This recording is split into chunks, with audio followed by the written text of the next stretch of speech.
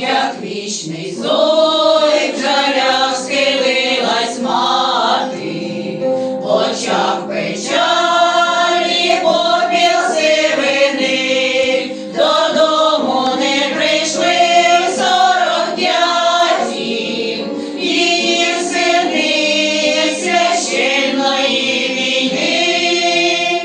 Одним одна стоїть вона в тривогах, у небі вогник, муках і журбі, страждає, як і тоді коло порога, коли синів благословляла бій.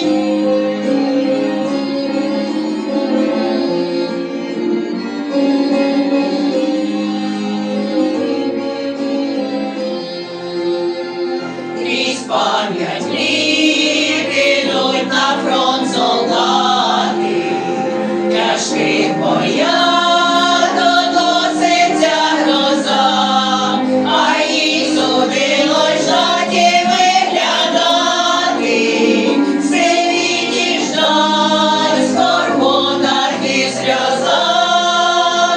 Сини, сини, ой, де ж ви задрімали, застигла ж як квадрат вдалині, горюють край доріг меморіали, воєнних військ сини матері.